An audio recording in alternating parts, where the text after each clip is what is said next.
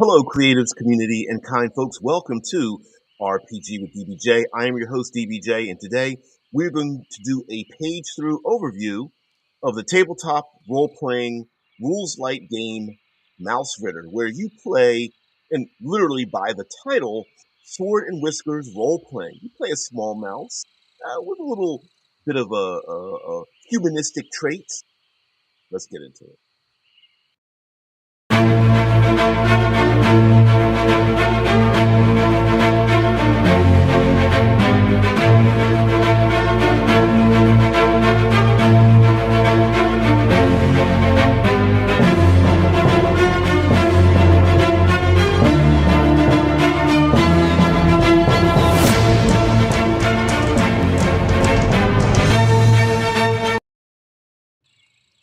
Apologize for the delay for you guys out there.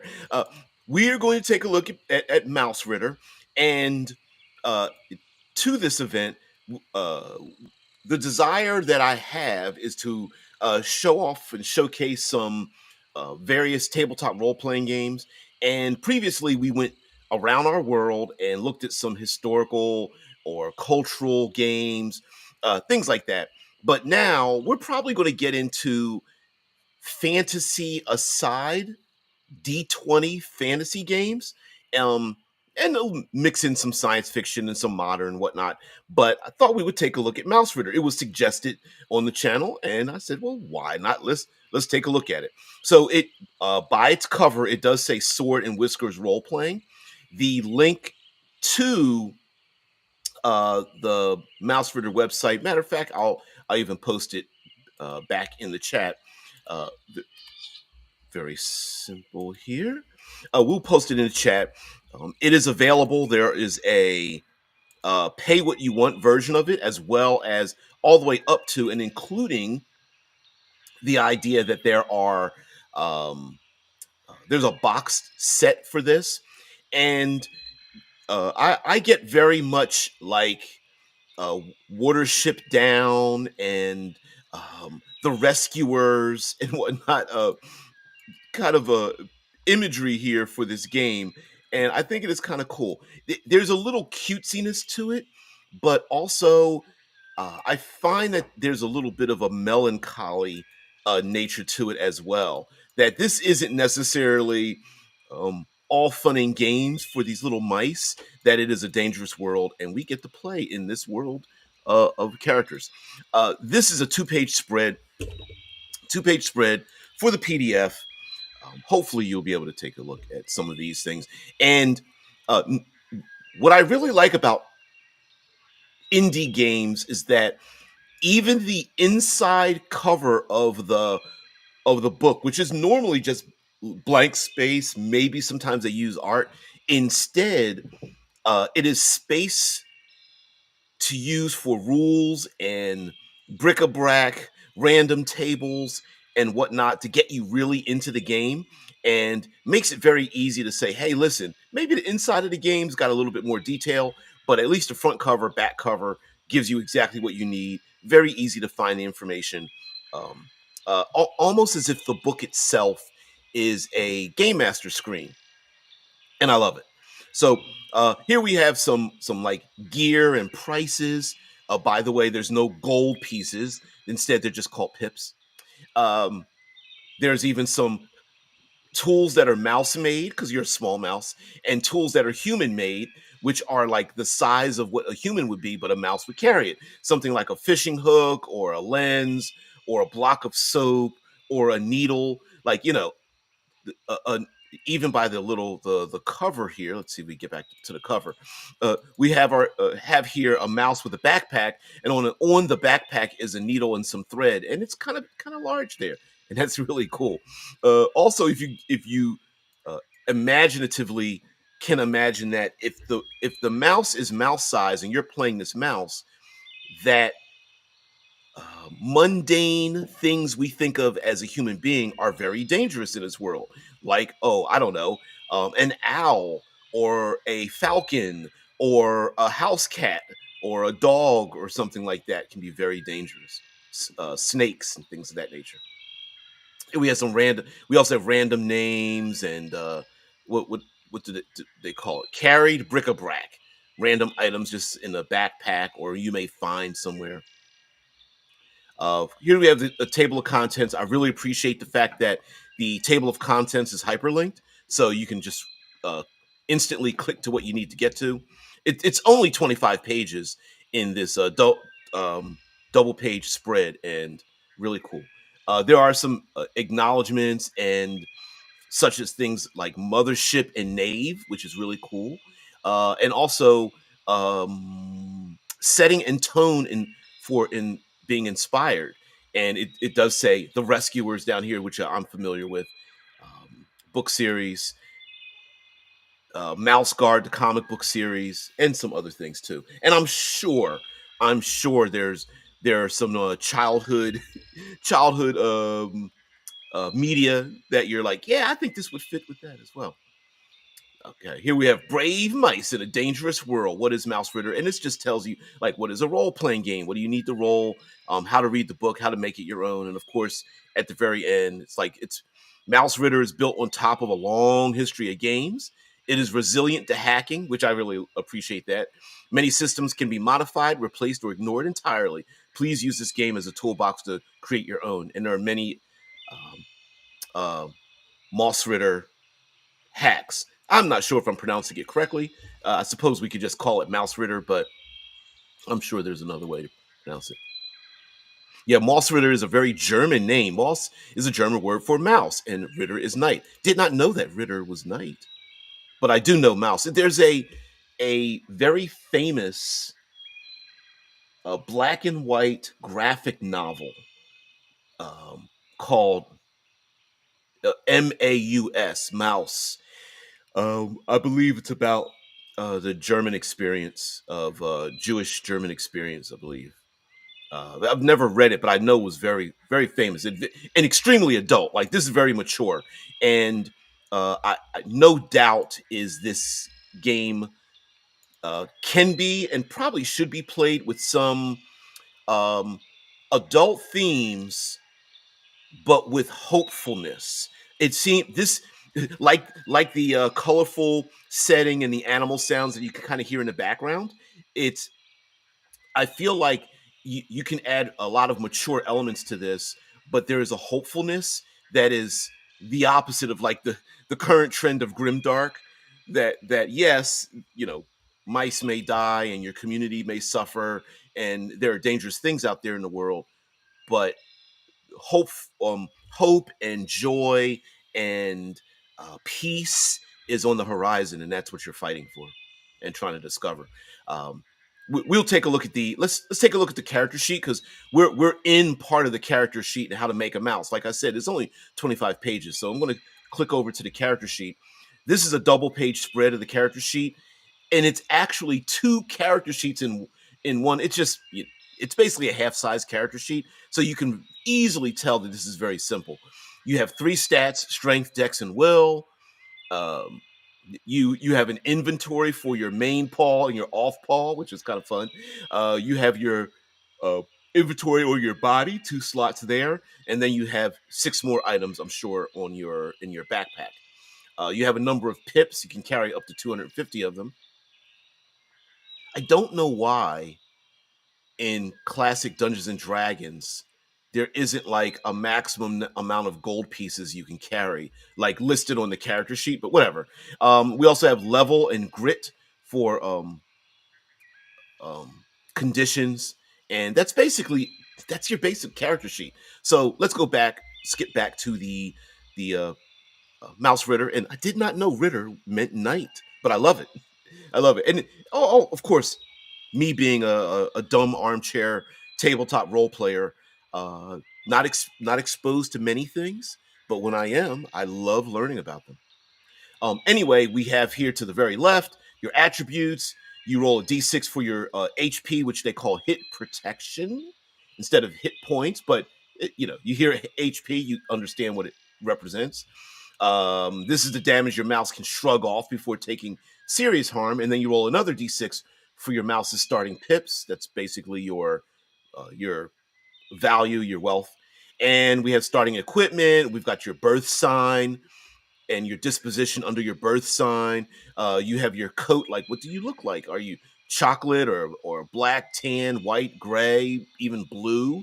And the pattern and your physical description. And that's really like cute stuff, your fluff stuff. And then, of course, your background. Based on the hit protection and pips that you rolled, you take a look over on your background, and it's what what were you before you began adventuring and leaving your home. And you might even have like a spell or a hireling or a special item or something of that nature. And of course, it this being an OSR aside game, a lot of times you have like a mundane item, like a fish hook or a button or I don't know, a patch of matches or something. I don't know, whatever the case may be. And the idea is to use that in a creative manner to solve a problem rather than just rolling dice. There's inventory slots, and you can see even by the imagery here that you could actually cut this out of like paper or cardboard. And I believe in the boxed game there are like little cards that you can do and place down on your character sheet just to make it extremely easy to run this game. We have weapons, usage dots for using the weapons. Like most items have usage dots. When all three dots are marked on an item, it is depleted or destroyed, which basically means that you are what you carry. And so, as you adventure, this is a very OSR thing as well. As you adventure, whether you have rope or a weapon or a potion or some other miscellaneous item, it won't last with you forever. You're going to have to replace those things, and hopefully, you will pick up things as you go along, like maybe picking up a chunk of cheese inside the house or um, a tea bag or something like that as you travel. Here we have how to play, the rules for, and again, very indie, 2-page spread. Everything you need to know is on 2 pages. And I'm sure um, our indie publishers will write to the layout so that a lot of times the language is very short and curt and terse so that you only have what you need when describing something and not anything else, because they got to keep it within the same font size and things like that. There's a little bit of a trick to it. There's quite a bit of a trick to it. Very much more art than science, and that's how some of these indie games come about, leaving plenty of space for you to create your own ideas and even interpretations. Here we have magic and spells, and of course, very OSR spells are extremely limited in their description. All the extraneous stuff we make up on our own, like fireball, the very first spell, and there's like 2d8 spells. Shoot a fireball up to 24 inches. Deal some plus dice damage to SUM, some plus dice damage to all creatures within 6 inches. Burn and recharge. Burn in the heart of a raging fire for 3 days and nights. Crazy. Hey, kitty.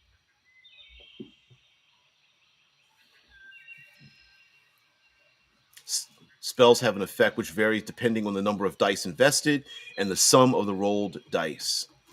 So the sum of the total plus the dice. There's miscasting, which is a very OSR thing. There are limitations to either there's even a catnip spell. That's cool. Turn object into an irresistible lure for cats. Last dice number of turns. So you just roll the dice, and that's how many turns it lasts. Give a cat a gift it truly deserves to recharge that spell. It's really cool. I like spells that have like unintended consequences or difficult to bring back, or you have to create a certain number of circumstances, or it takes a very long time to get back that special ability. So, unlike modern day spell casting, when it comes to spells and unique features in the OSR, a lot of those special features are very powerful, but they are limiting. It's like having a hand grenade. You get to use it once. It's powerful, but you only get to use it once. So you have to be very careful and make hard decisions as to whether you need to use it or not. Here we have recruiting help because listen, you are a mouse, so you're going to need to have some hirelings, some retainers, allies with you, and creating a war band. I can imagine part of the game is just recruiting people to help you out to get that cheese or, um, get your community to a safe space. I can. There's so many adventures I can think of in running this game. Here's an example of play. You know, hey, I don't know how to run this game. What should we be doing? And it gives you the play by play of doing that. Again, Game Master Resources example of play using magic and some great artwork. Look how small your mouse is compared to that cat. Although you can hear him coming, he's got a bell around his neck. Um, Here it is running MAUSRITTER for best practices, when asking for saves, when to make dice rolls, um, handling time and pacing, creating encounters, using luck rolls, overland travel, and things like that. Definitely Game Master's material. 2-page spreads, very easy to read. Creatures, coming up with creatures, list of creatures like crows, cats, fairies, ghosts, frogs, centipedes, dangerous stuff if you're a mouse. And then snakes, owls, spiders. And then we get into the hex crawl toolbox, and I need to get back to what you guys are saying. Thank you. Yeah. Ah, mouse, front and center at every scholastic book fair. I remember the book fairs. The truck would drive up, and they'd open it up, and you could enter into one section, and you had, I forget how we purchased books. What did they give us, cash, or did we have a credit? I can't remember, but man, I love that. I loved it, going in and just being amazed by the books and such, and being transported to another world. I know it was just simply them selling books and whatnot, but like many of us role players, we loved getting lost in new worlds, and I really appreciated it. Plus, it gave an opportunity to go, like, bring your own books and artwork and things like that, and sketchbook and stuff, and we'd have those reading. You go off on your own and have reading sessions. Even though I know a bunch of kids in grade school that would they were basically there to cause trouble, but yeah. I always imagine myself in different worlds. I think long before role playing, I think all of us were world builders ourselves, just imagining our lives in a different place and time, even if we didn't know it.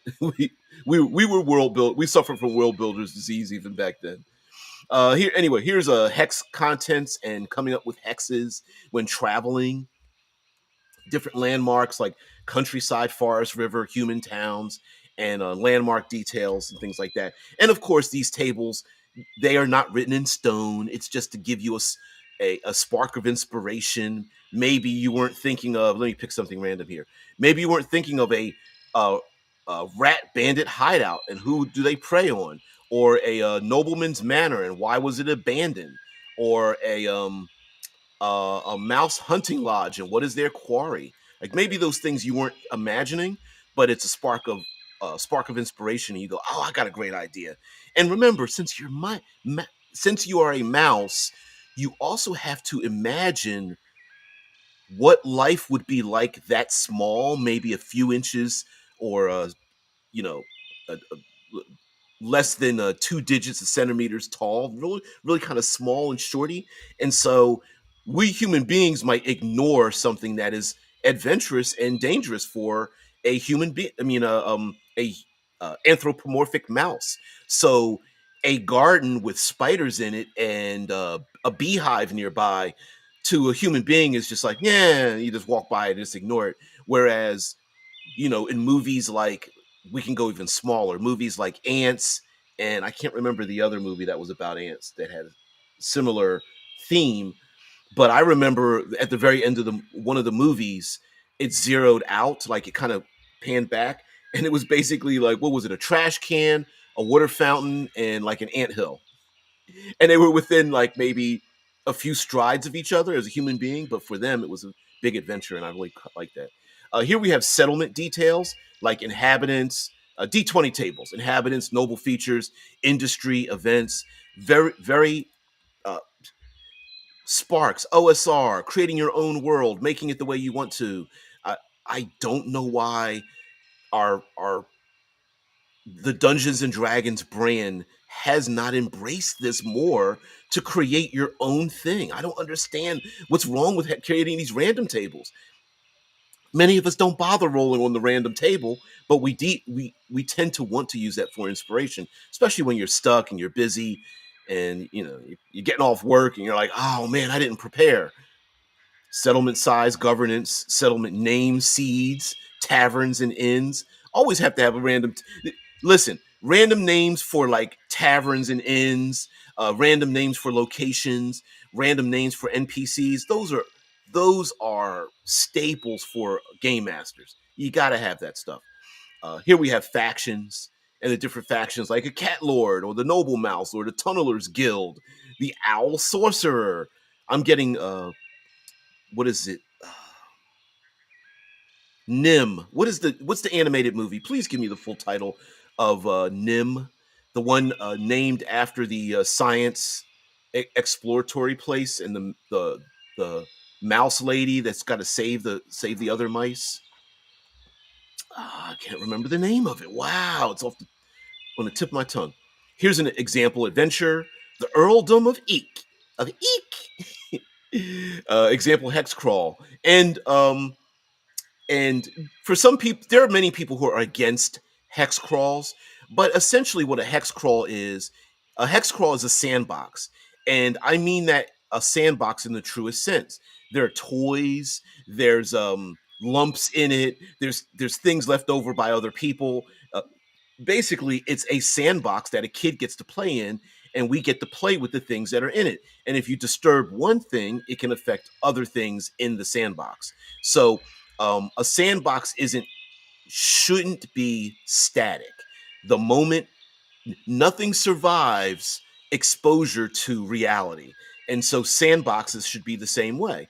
So if the players engage in one, like for the very center, we have number one, which is Oaks Grove, town of 350 mice built between three old oaks linked with bridges. Inhabitants wear fine embroidered clothing and have a pigeon rider's roost. And so the minute the players go there, this is what they see. Not a lot of information, not a lot of detail, but apparently there's a pigeon rider's roost, so they must be able to fly, maybe on the back of a pigeon to get to places. So where would they go? And then, of course, there's other places within the hexes that the players can travel to, and of course, uh, players tend to be disruptive, so they will leave behind interactions from the last hex they were in, which should then change the dynamic of the earldom of Eek. I'm pretty sure I'm pronouncing it correctly. It is not pronounced Eek. It is Eek. Anyway, various elements in here with not a lot of information. Basically, bullet points: Stumpsville, Mushroom Grotto, Black Rock Stand, Huge Road, Waterfall Cave, etc., etc. And fill in the blanks with as much detail or terror, hazards, treasures, interactions that you want. You've got encounters, random rumors. Um, Lastly, before I get to your comments, guys, here, we have an encounter table and random encounters, and I think erroneously, random encounters are not supposed to be gonzo random. Um, if you read the old OSR adventures, the random encounters were the random machinations of the things that were already in the adventure. So what I mean by that is, like, for example, it says D6 sugar cultists on a clandestine mission. So if there's sugar cultists out there, they live in this world. It's not that they're just randomly walking around for no particular reason. For example, it does mention that they're on a clandestine mission. Well, what is that clandestine mission? To get more sugar cubes or something? And I'm sure the word cultist is probably a euphemism for like sugar addicts or something like that, right? And the players are like, we might need their help, but we might not want to hang around them too bad because they're having like sugar withdrawals. They're like, I need more honey. I need something sweet. Some candies. Yeah. And so a lot of times when you have that random encounter list, that meant like, oh, maybe they left their haven or they left their safe spot or they're patrolling the place that they live, and then you can follow them back or parlay with them or hide from them or stalk them back to their homeland or something like that. Here's an adventure site toolbox, more tools for names, denizens. What are they doing? Are they searching for something? Is there a secret? What kind of ruination will be happening to them if they don't solve the situation that the player characters, your small adventuring mice, could help them with? Randomly stocking rooms is a very common thing as well. Lots of lots of hints because remember we are mouse sized, and so we might be thinking human sized. Whereas for mouse sized adventurers, we may want to add some things in there and go, oh yeah, that's right, to keep ourselves within our theme. We have treasure, magic swords,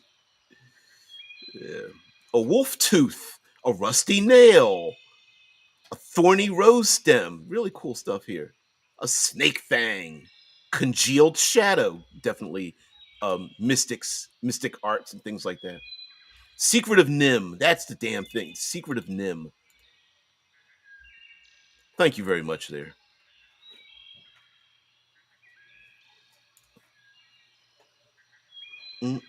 Going back to your comments here. Nameless Spook says, "Yeah, your book. The hours was set up in the library. Bit that's just the middle of rural nowhere. Oh yeah, I was a big city kid, so ours was like a big 18-wheeler that would show up in the parking lot, and then we'd have to go out there. But I still loved it anyway. Drew says I suffer more of character maker's disease, and thus I rarely engage myself in worlds, but love to make characters in these worlds. Hey, listen, I'm the same way too, right? And there's something about making characters that teaches you a lot about what the world and the game wants you to do.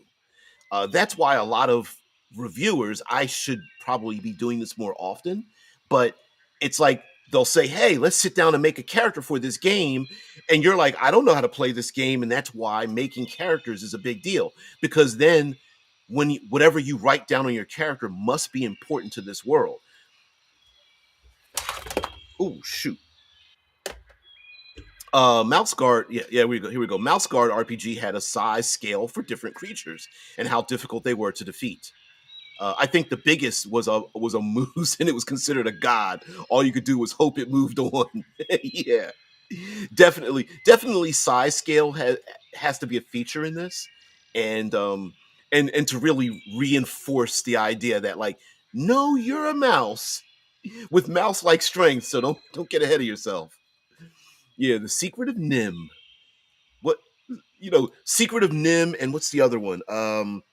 Uh, Watership Down. There was a period of time during like the early to mid '80s of these like animated adult like features that were, I don't know. I think they harmed some of us in our youth. Maybe they matured us. Maybe that would be better. They taught us mature lessons and whatnot. And was Animal Farm was another animated thing that was like very adult like. This is cool. This is really cool. Like Stumpsville, what's going on here? And then it gives you like a side view of this adventurous place. It's in literally inside of a stump. Really cool. Cheese Factory, Grand Hall, Snake Cage, the Cheese Aging Cave. Absolutely, that's really cool. Encounters here.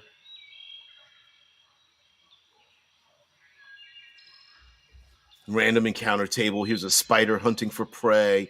D3 spiders spinning their webs. A snake guard, and then just come up with ideas. Another staple of very modern OSR adventuring details is that not everything can or should be solved by hitting it about the head and shoulders, right? There's many times where there's enemies that basically you can't defeat, but they are involved in things that the players may want to involve themselves with. like the proverbial monster that needs to get a tooth pulled, or um, a snake or bird trying to protect its eggs or something like that. And the players may be able to parlay, at least temporarily, with some of these very dangerous adversaries. And the players may be able to get what they want by, even for a short time, placating an enemy or adversary. And I'll say adversary more than enemy, because you might be at odds with like something beyond you. You know, the cat, the owl, the snake, but you might be on the same side if given a different set of circumstances. Like maybe there's uh, a rabbit raccoon or something that's terrorizing everybody, and the snake and the owl and everybody's like, we got to get rid of that raccoon. And the mice are like, listen, at least temporarily we're on the same side, and so you may gain an ally, or at least have your adversary leave, make an exchange or something like that. So here's some useful tables: adventure seeds, non-player mice, appearances, quirks, wants, relationships, and then we're getting to the very end: seasons, which are probably very important. Like, is it drizzling? Is it clear and sunny? Is it warm? Is it snowing? Is it hot and humid? Thunderstorms with droplets of water hitting like hand grenades. Best practices and rules: ask lots of questions, make notes, draw maps, work together, devise schemes, recruit allies. Dice are dangerous. Clever plans don't need to roll. This is another common aspect of the OSR. It's like the not rolling doesn't mean it's not random. So what happens is that there's a situation. You don't come up with the answer. The players come up with the answer, and it is their creative dynamic to solve the situation that is the randomizer, so you don't need to roll dice. What do the players do with a threaded needle and a needle and some thread? You don't know, right? What are they going to do with a chunk of cheese and a small button? You don't know. And so what happens at the table as they engage in your setting is worth it's the value is far greater than rolling dice to see if you can do something. And it brings along the idea of don't grab the dice first. Tell me what you're trying to do. And then if we think, well, it depends on how strong you are, how smart you are, how clever you are, or whatever, then we start grabbing dice. But between that, it's just a conversation. It's a back and forth. What do you want to do? Game master answers, adds more to the environment or adds more to the situation. Players then respond in kind, and that conversation goes back and forth. And every once in a while, in that conversation, that back and forth, we grab dice that will alert us as to the success or failure, or blended success or failure thereof, and then we keep moving on after that.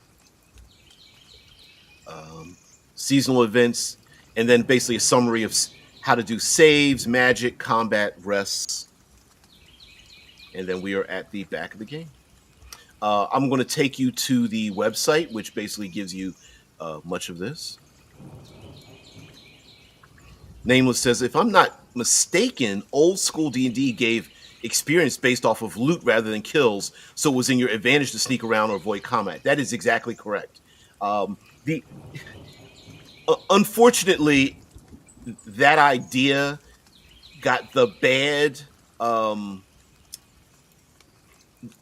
It became over canonized that old school gaming was just about raiding dungeons for no good reason, and there was a slight, I'll say, a slight world building, in the sense that there used to be a greater time and age. Now it was a darker age, and all the monsters took over the good and righteous lands. And so you as an adventurer were trying to get back what was lost. And yes, you wanted the treasure, you wanted the gold, and you got experience for gaining that. So it really didn't benefit you to attack monsters at all.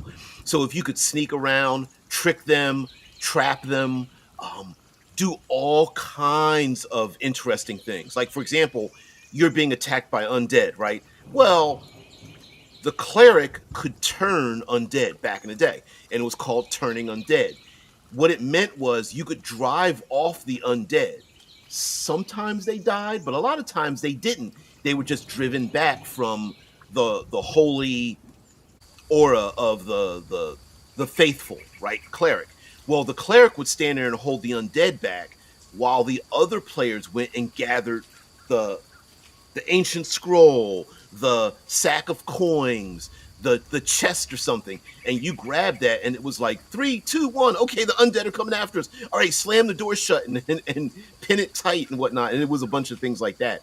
And so it was more creative problem solving rather than monster hunting. Now, it was also interaction by warfare. So in reality, and when I say reality, I mean our real world. Um, if you can help it, no one ever goes into lethal combat on a level playing field. It every whether it's police, whether it's fire, whether it is a military, whether it's criminals, everybody does it unfairly. So players, what you want it to do is you didn't want to attack the ogre and make it balanced. You wanted to make it unfair. If you want to attack the ogre and there's three of you and there's a big ogre and you know he's going to beat your ass, you went in with, hey, we're going to dump oil and light it on fire. We're going to throw a tapestry over his head and give him a blanket party. We're going to poison him when he's asleep. Like, there was a ton of stuff that you wanted to do that was unfair. And the game was unfair to players. If you were going to go through the woods and encounter 3 to 30 orcs that is like a war tribe, yeah, you're rolling 3 10-sided dice, and if you come up with a 17 orcs sitting out there in the woods and there's three of you, that was unfair. So yeah, always take the high ground, Anakin. Yeah, it was interactions with unfair advantages or disadvantages. Yeah, you take the high ground. Yeah, I get it. Yeah, take the high ground. Don't do it. I've got the high ground. Never mind the fact that we're swinging around laser swords and whatnot. But yeah, OSR adventuring very much is about being creative, and the creativity itself was the reward to give to everyone as to why it is that they got an unfair advantage, right? So it wasn't really hey there, Giant. I'm on the website, by the way, the MAUSRITTER website, or Mouse Knights, I guess you could call them for in lazy stateside English. But here we are on the website. There's even over here, as I'm highlighting the little yellow tag over here, make a mouse. Maybe we might make a mouse, but I'm just going to page through real simple stuff here. The also in the OSR, survival and resource management was a big deal. Now, I get it. A lot of us don't want to count arrows and things like that and count how much your pack weighs. I get that, right? A lot of times we use like quantum gear in a lot of our studies, but the real essence of the resource management was about the fact that some of the things that you had with you were there was a time limit. Okay, so that torch you were using and burning is going to go out. That rope you were using is probably going to get burned or dumped into acid or something. You had limited amount of items, and so those items, while easy to overcome an obstacle right now, we knew didn't last very long. We knew that hey, a healing potion is great, but it's a potion. You get to use it once and it's done. Um, and so many times in the OSR, it's like, yes, I have an herb that drives off the snakes. I'm just making this up, pulling this out of my ass in the game. I have an herb that drives off the snakes or makes the big and bad monster. If I toss it down the hallway, it'll go after it. But I've only got 3 of them, and we need to be smart about using it because at some point we're going to run out of it. And the reward for adventuring in a lot of times in these games was not just the magic items and experience points, but it was also the idea that um, you may discover a thing in a place. Maybe it's a person with some knowledge. Maybe it's a magical spring or a monument or a hidden glade or something. And you would find this, and that was a reward. It was like, it's basically like, listen, I put a lot of time and effort in creating this adventure. Your ass is better investigate all the corners, right? I mean, there was a lot of time spent um, wasted uh, on world building. If I'm gonna waste my time world building, your asses are gonna run through my dungeon and investigate all the nooks and crannies and stuff. And a big part of that was basically like um, y- your reward for adventuring was engaging in the world. So put the dice down. Don't roll for perception. Are you going to look under the bed? Great. You look under the bed. You see something there. It's a box. I look in the box. Great. Here's what's in the box, right? There's no dice rolling. Tell me what you want to do and go ahead and do it. And that was the great reward for uh, engaging in adventure. Here we have a digital mouse creator. Burl Snow. Background was a message runner. Okay, cool.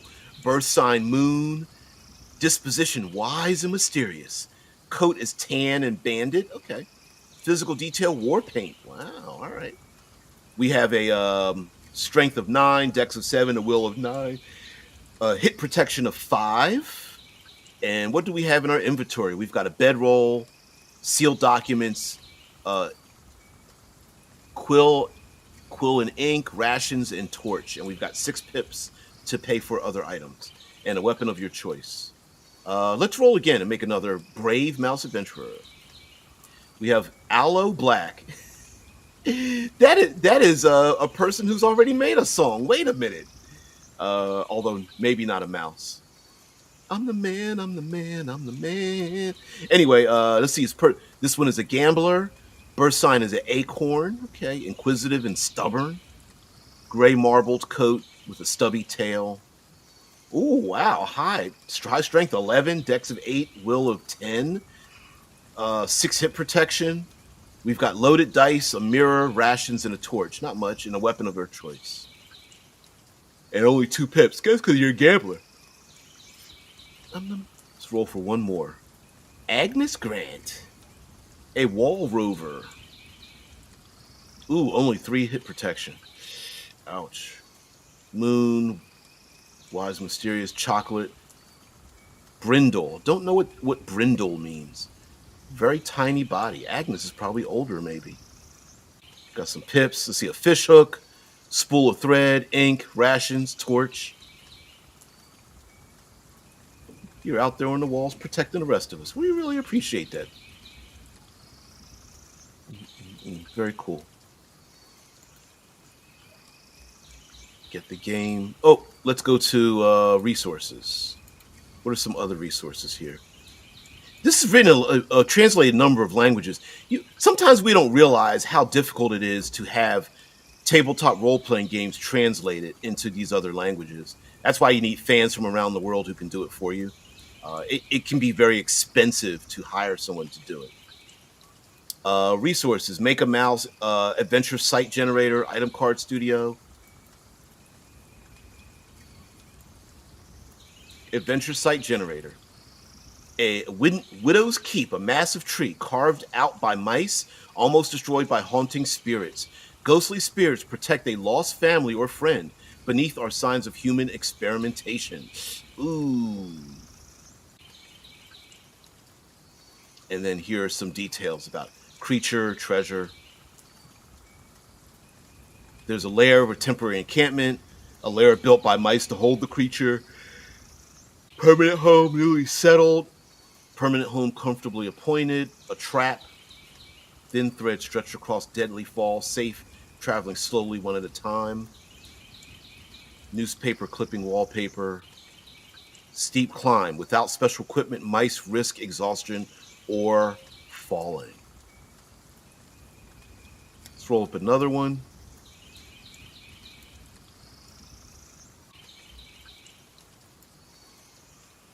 A hidden cave, a massive tree carved out by mice, almost destroyed by mysterious abandonment. A cat lord and their servants guard a cache of fine food. Beneath are signs of human experimentation. Man, that didn't change very much at all. Let's do that again. There we go. That's a little different. Blue Keep. Okay.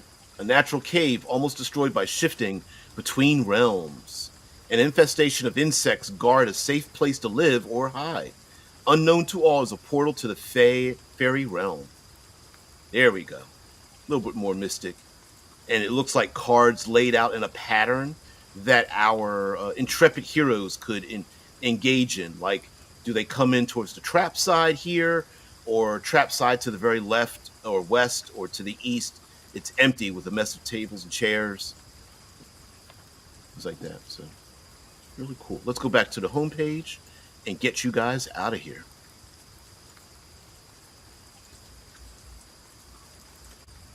Brindle is a color pattern, usually black stripes over a reddish brown coat.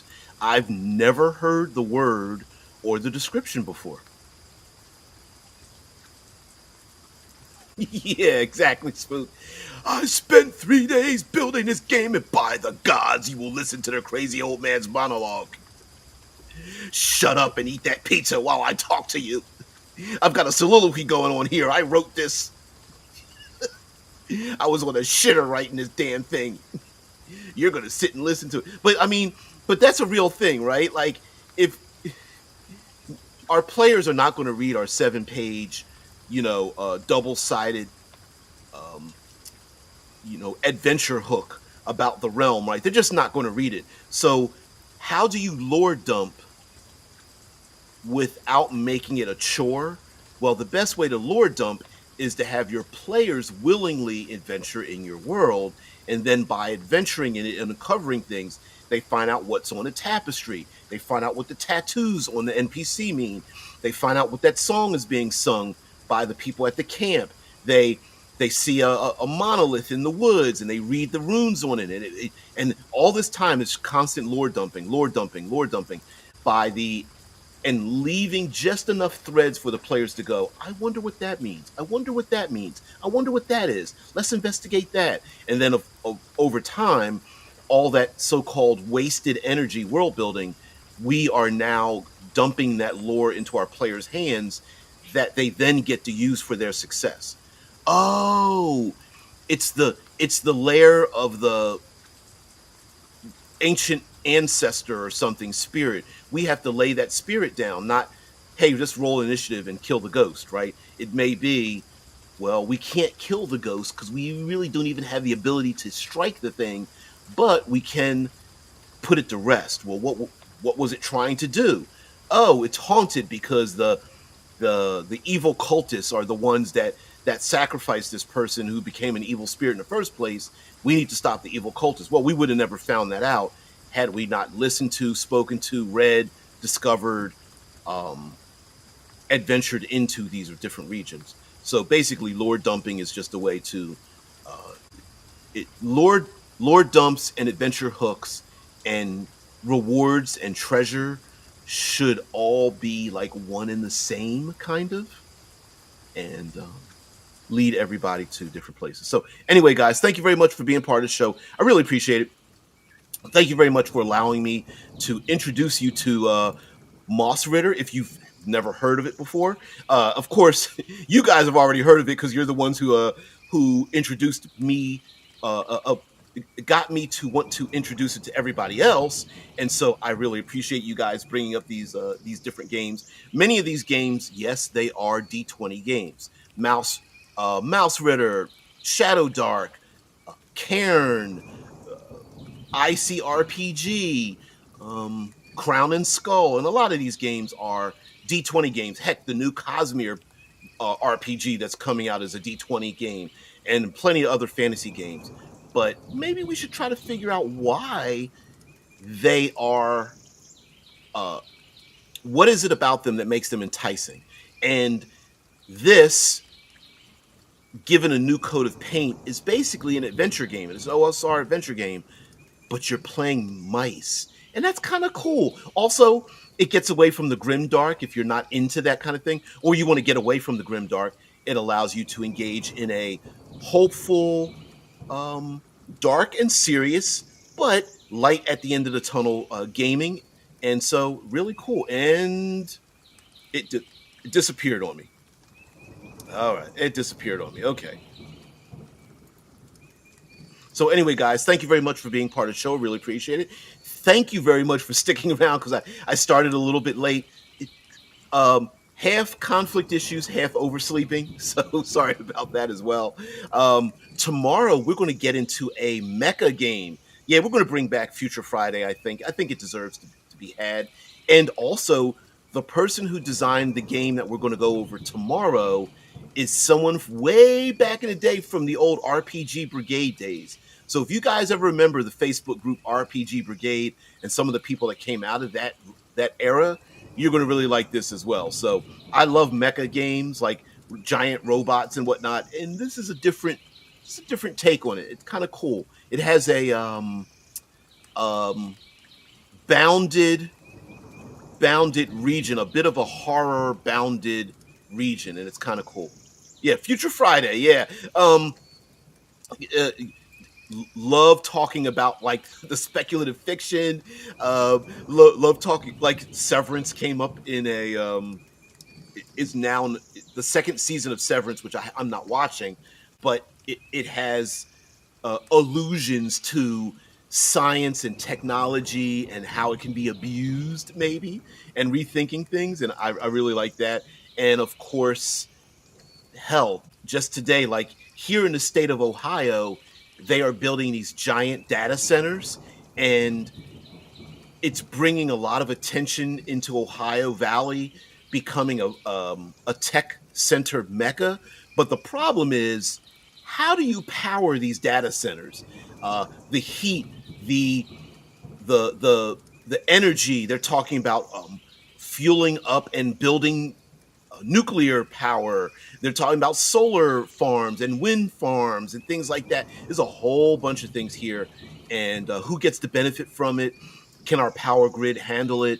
And what are we using with the technology as well? Like, are these data centers just going to be for AI systems? Because you guys know, like, while it's cute to run Chat GPT, there is the dark underbelly of running a Chat GPT is that it takes a lot of energy to generate the outcome.